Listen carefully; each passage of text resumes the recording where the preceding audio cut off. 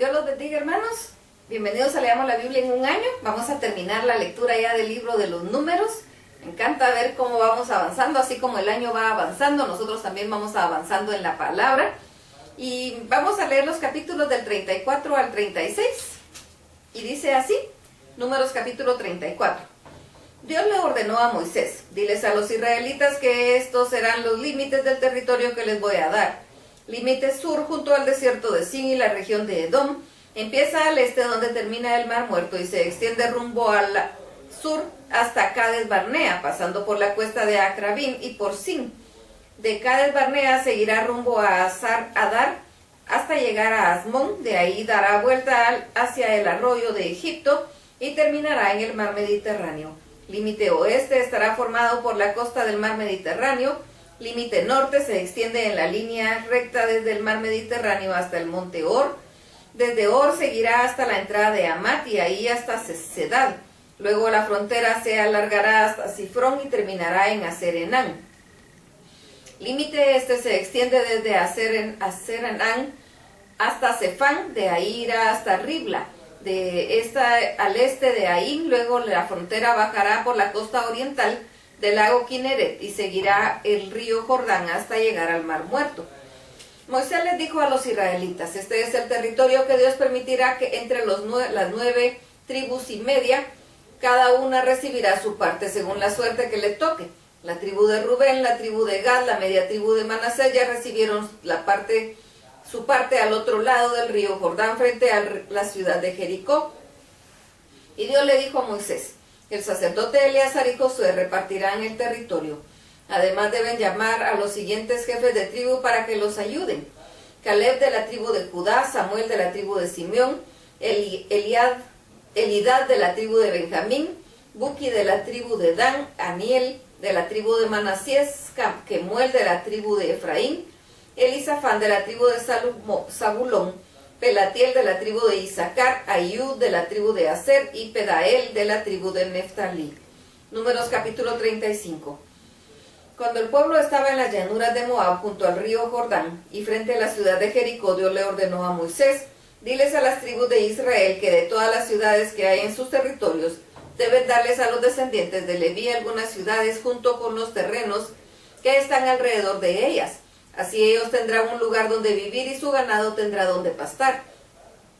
Esos terrenos que darán a los descendientes de Leví serán cuadrados y medirán 900 metros cada lado y se ubicarán alrededor de la ciudad a 450 metros del muro de la misma. Les darán a los descendientes de Leví 48 ciudades, cada una con el campo de pastoreo que les corresponde. 6 de esas ciudades serán ciudades especiales de refugio. Si una persona mata a alguien por accidente, podrá ir a esas ciudades y buscar protección. Ahí nadie podrá hacerle daño. Para saber cuántas ciudades de su territorio debe dar cada tribu, harán lo siguiente: las tribus que tengan más territorio darán más ciudades, las tribus que tengan menos territorio darán menos ciudades.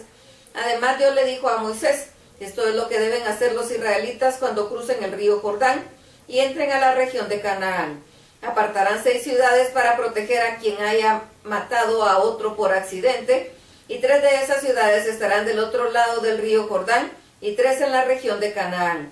Cuando una persona mate a otra por accidente, podrá escapar y ponerse a salvo en algunas de esas ciudades. Así el que mató se protegerá de algún pariente del muerto que quiera vengarse y matarlo. Sin embargo, cuando esa persona llegue huyendo a la ciudad de refugio, el pueblo la juzgará y dirá si merece o no morir. Castigarás con la muerte a los culpables de los siguientes delitos: al que mate a otro con un objeto de hierro, al que mate a otro con piedra, al que mate a otro con un palo. El familiar más cercano del muerto buscará al asesino y lo matará. Al que por odio tire al suelo a otro y lo mate, al que mate a otro al lanzarle con maldad algún objeto, al que por odio mate a otro a golpes, al familiar más cercano al muerto buscará al asesino y lo matará. Sin embargo, no castigarás con la muerte en los siguientes casos: al que tire otro al suelo y sin querer lo mate, al que por accidente mate a otro al lanzarle un objeto, al que por accidente golpee a otro contra una piedra y lo mate, sobre todo si no había enemistad entre ellos ni había razón para hacerle daño. Esto es lo que deben hacer cuando juzguen a quienes no merecen morir. El pueblo protegerá a quien sin querer lo haya matado a otro y no dejará que lo mate el pariente más cercano al muerto. Por eso el pueblo llevará al que mató al otro a la otra ciudad de refugio. Mientras esa persona viva en esa ciudad estará a salvo y nadie le podrá hacer daño, pero no deberá salir de la ciudad mientras viva el jefe de los sacerdotes. Después de la muerte del jefe de los sacerdotes podrá regresar a su casa y nadie podrá hacerle daño, pero si esa persona sale de la ciudad antes de eso y lo encuentra el pariente del muerto, ese pariente lo podrá matar sin que se le culpe de nada. Ustedes deben obedecer siempre estas órdenes, cualquiera que sea el lugar donde vivan. Deberá ser castigado con la muerte quien mate a otro y sea acusado por 2 o más testigos. Si lo acusa solo un testigo, no deben castigarlo con la muerte. Cuando alguien sea condenado a morir por haber matado a otro, no podrá salvarse pagando una multa, tendrá que morir. Quien viva en una ciudad de refugio no podrá pagar una multa para salir y regresar a su casa. Tendrá que esperar hasta que muera el jefe de los sacerdotes.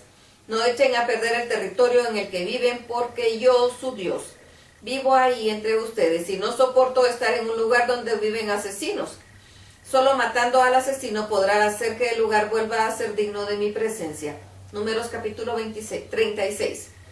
Un día los jefes del grupo de la familiar de Galaad, que pertenecía a la tribu de Manasés, fueron a hablar con Moisés delante de los jefes de las tribus de Israel y les dijeron: Dios te ordenó que repartieras territorios a los israelitas por sorteo. Los terrenos de nuestro familiar Zelofejad, tú se lo diste a las hijas que él tuvo. Sin embargo, nos preocupa que ellas se casen con hombres de otra tribu, porque entonces los terrenos que eran de ellas y de nuestra tribu pasarán a ser de la tribu de los hombres con quien ellas se casen. Nosotros perderemos parte del territorio que tú nos diste.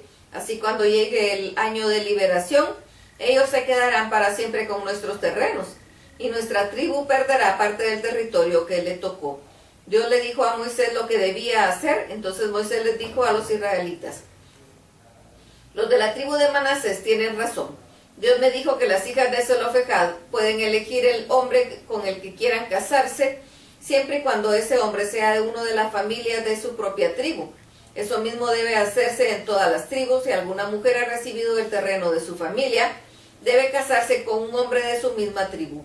De esa manera, los terrenos de esa tribu no pasarán a ser propiedad de otra tribu. Todas las tribus conservarán el mismo territorio que les tocó desde el principio. Entonces Mala, Tirsa, Ogla y Milca y Noa, que eran las hijas de Zelofejad, hicieron lo que Dios les ordenó por medio de Moisés y se casaron con sus primos, que eran de la tribu de Manasés.